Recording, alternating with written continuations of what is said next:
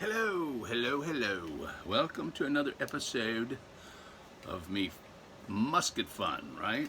I had this one musket and I don't think I've done anything with it. Well, I know I haven't done anything with it, but I purchased it and it's been just kind of sitting around. I haven't taken it out and tried it yet or nothing. I need to get it out and shoot it. I haven't done it. It's just been sitting around, and it is the French 1728 model infantry musket. I guess it was used in the War of Austrian Succession, the French and Indian War, and in the American Revolution. And let's take a look at it real quick. This would be her right here. It's got, I think, what they call the duck foot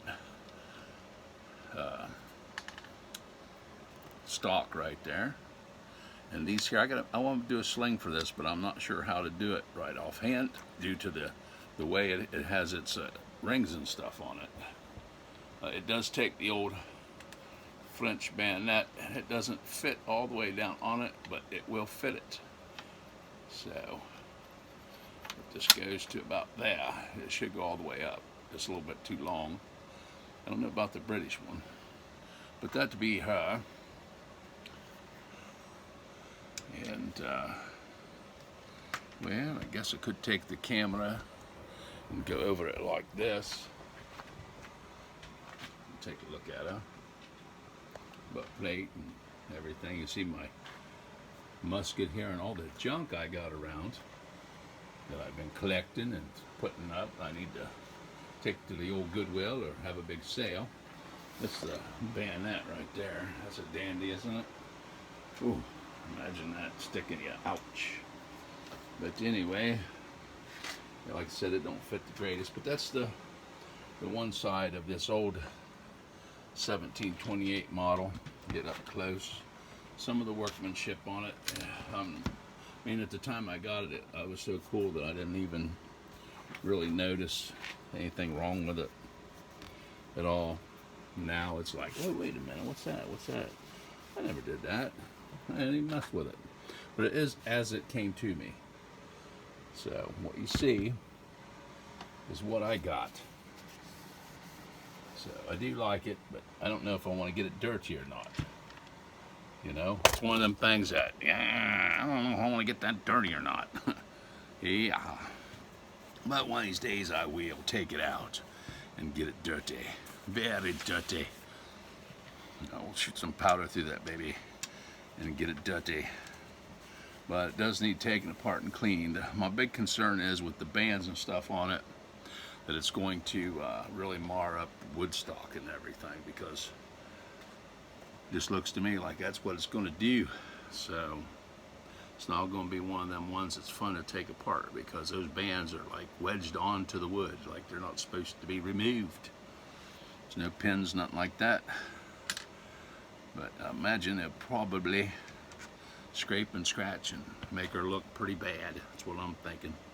So I don't really like that about it, but it is a cool piece of history, that's for sure. I got the old Frenchy bayonet there. Take that off before it gets way too long with that on there. It caused me to poke a hole in my furnace pipe or something. But yeah, it's an interesting piece, that's for sure. It's pretty tall. If I touch it on the ground, yeah, I'm about almost 6 feet tall, so it's eyeball height to me. I'll be having to get up there. Got a nice metal ramrod.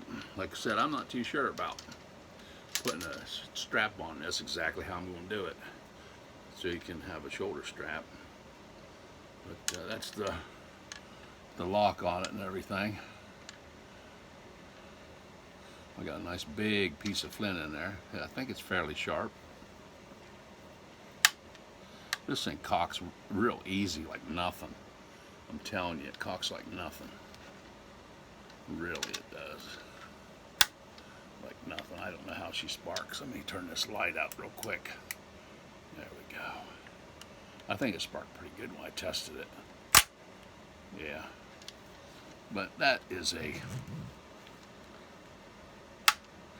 very weak feeling lock to me. So I'm not real. I suppose if you go like this and it goes off, that's all it has to do is go boom, right? It doesn't really have to slam up there and hit it like some of those locks. Man, when that hammer comes up, it really nails it. But this one here, it don't seem to have a lot of, I haven't taken it apart or nothing. As you see it is as I received it. I don't think I didn't do no unboxing video or nothing on it. I'm not even sure what them letters are on the lock. There's some writing there on it. Where's my glasses? Get my glasses here real quick. Take a look. I don't know what it says. It looks like little crosses and SE on there, so I don't know what that stands for. I suppose I should have looked it up before I started my video, right? That would have helped. But anyway, as the world flies apart, here I am downstairs polishing me old 1728 musket. Wondering about, oh goodness, they could have did a little better job there. I mean, I couldn't make one of these or carve it out or from like they do, but this one here could. Some things that could be a little nicer on it. It's a little bit of a rough fit, and I don't know, but I'd say there's some wood putty here and there where it didn't quite fit together as good as it should have. Or maybe, just maybe, the wood up and shrinked, you know, because wood does shrink. It gets dry and then it starts shrinking out. So I would expect green wood for making a gun stock would probably be a bad idea. But I'm not going to take it apart right now. I'm just going to leave it like it is. Matter of fact, I set it up so it could set up. Then I took some WD-40. I've been wiping it down in that. I got a spray bottle, and I've just been kind of going around the edges, or actually the top of the barrel. It starts out in an octagon, and then it goes round, and that's pretty cool. I do like it. I can't say that I don't like it. I need to get out and shoot that baby, and I'm putting some WD-40 on it so the WD-40 can run around the barrel. Well, the ramrod was pretty dirty. I don't know that it was really rust, but I think it's been shot a few times, and then, not quite cleaned as well as it should have been. But the lock on this guy, the half cock feels pretty tight, but when it goes into full cock, it feels really, really loose. So, I don't know. But it did spark. We've seen it spark. I'll watch it back and see what I think about the spark on it. Maybe it needs a smaller flint, something like that, but it is a cool piece. So, and you always want to remember to keep them wiped down with some good lubricant and stuff so they don't rust on you, because they are real metal, steel and stuff, and steel likes to rust if it's not got oil on it of some sorts. So, but yeah, I'm worried about getting them bands off, but I don't want to scratch it all up. Now, if you're one of them guys that like to, clean your stocks and restain them and all that kind of stuff, I mean, you could turn it into a pretty nice looking piece of work with it. But like a lot of people will tell you, these things are almost like it's a kit that's already put together.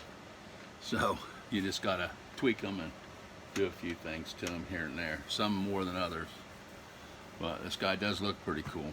But like I said, he's got some places in it that it's not going to be perfect, for one thing, because it's not machine made, it's handmade. So if it's handmade, it's not going to be perfect, right?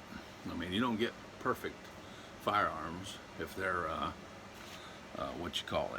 handmade, because people make mistakes. A machine, if you watch these machines cut some stuff out, then you'll know that they look pretty good. Like if you get a Pedersoli or something, the woodwork and everything in it, I mean, they can have mistakes too, don't get me wrong. Sometimes stuff don't fit perfect together on those even, but as far as the machine work goes and cutting them out and everything, they're not hand done, so they're a little more precise, I believe, for sure. Yes, sir. Stabby, stabby. Ooh, that would hurt. I was making a video. I went to get one of them one time, and it fell out of this sheath here, Was it this one? No, it was the other one. This one here, when you grab it, you can squeeze it. The other one you can't. It's a British one, and it fell out. And it, ting, if that hit me on top of the foot, ooh, that would have not been good, because I had on slippers, so that would have wait. Let me turn this light back on. Ooh, that's too bright. Is that too bright? Ooh, yes. So that was too bright. Now I can't see nothing. Oh, I know what we need. The old homemade hourglass. I don't know if it's an hourglass or a 45-minute glass or a 20-minute glass. Whatever it is, it does work, right? I don't know, just for some reason, watching the sand come down out of that thing, I just watch the sand flow through it. Strange, but for some reason, it's like, oh, that's pretty cool, just to watch the sand pile up and move around inside of it in the old hourglass. So anyway, trying to wipe this thing down. I thought, man, I need to take one of my antique specimens here and wipe it all down and everything, and make sure we don't got any old rusty monsters jumping onto it, making it all rusty. I wanted to go outside and shoot today really bad, but I didn't do it, and I should have done it. And I got to make a sling for this guy, and I don't know. I think I can do it. I've got some stuff to do it with. I just have to get it done. I'm looking over there. I got a belt hanging over there. I'm thinking, that belt works. It's the same belt that I got on all the rest of them. So you put a sling on that, but that is the only one that I've got that has them rings in it. And that ring there looks like it's got a little rust on the inside of it. Now this is up where everybody else is at, but you never know where these guys been stored at and stuff like that, where you might find some rust or whatever on them, so you got to stay after them. I don't remember seeing any rust on it when I got it there, but then again, I didn't have this super bright office fluorescent light here, a great big one. It really gets bright. So probably looked at it under dim lights, yellow lights or something. I thought, oh, it looks really good. It would look good under yellow lights. You wouldn't be able to see all the little issues that comes up with it. So needless to say, it is a nice piece, but it also, once it's taken apart and cleaned and everything, I'd tell you more about it. Might be more disappointing. Who knows for sure. Might find other issues, but I don't know. It's got some definite little zoogers and boogers here and there on it. They're kind of expensive for zoogers and boogers, right? But they are pretty cool. But I guess if you have any firearm that you have, regardless of what it is, if you use it, it's going to get marks and stuff on it. It definitely will. You're not going to be able to keep them looking like brand spanking new unless you just, you know, go over them with a fine-tooth comb and hang them on a rack on the wall and never do nothing with them, and they're just to look at, because you go out hunting and stuff, and the next thing you set it down and it falls over, and oh man, look what I did to my stock. You know, a big old scratch in your stock, and it's like, oh man, that's terrible. I hate that. But that's the way it is. You get a scratch on it. I hate scratches. I hate my scratches. I hate my stalks and stuff all scratched up. But, and your handprints on the wood and stuff, for some reason, your hands, a lot of times, you know, you go to some place like a museum, they're like, I don't want you touching nothing. Don't touch nothing. Well, these are like that to a certain extent. You touch them, and then you come back down, you can see where you're, like you had something on your hands. It wasn't WD-40 either. You had something on your hands, and it's like, oh, it's all, the shine is all, it's all dulled out. You can see where it was, like you can put a greasy thumbprint on there or something. So anyway, I thought I'd do a video on this here French 1728 model infantry musket and see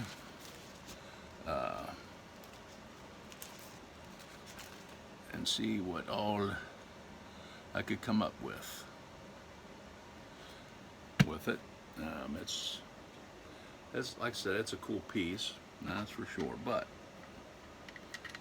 you know, I don't know what else to tell you about it. What can I say? What can I say about the French 17? You could say, oui, oui, monsieur. You could say that. You could say that. Yeah, I could say that.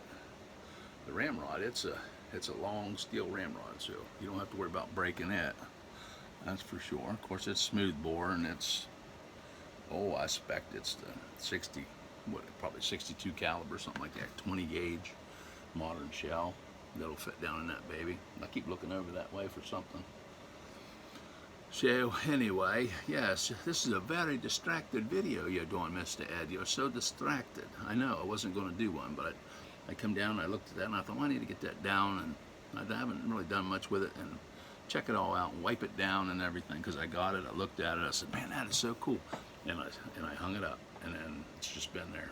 So, but it almost looks like this ring, I don't know, they're hand forged, you know. I probably got some rings like that off of something else, and they don't look as good. Matter of fact, I can't get that, but if I could, oh goodness.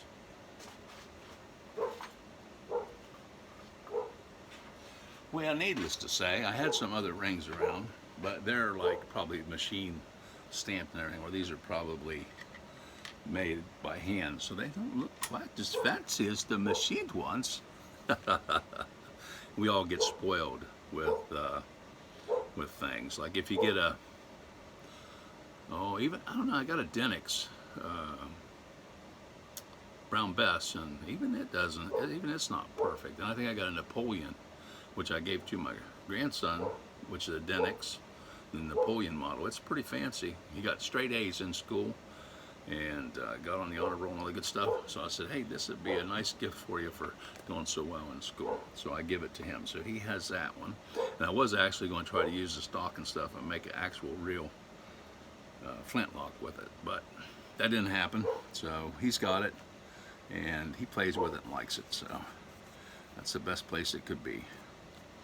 But anyway, it'd be nice if you could see what I was doing. I'm sitting here taking and wiping down stuff here and looking at it, and you know, you could polish it more and get it all a little fancier and everything, but you know, if you take it out and crack it off a few times and get it dirty, clean it up. But yeah, she's got some rough places on it, but initially, just probably on camera, it's going to look pretty cool. Oh, it's going to look outrageously awesome, right? From head to toe. She's got the old duck foot. You can get these on Access Heritage or Military Heritage. That's where this one came from. I wonder what it looks like if you stand clear back here and shoulder that baby. You know what? I can't. Might have to really back up.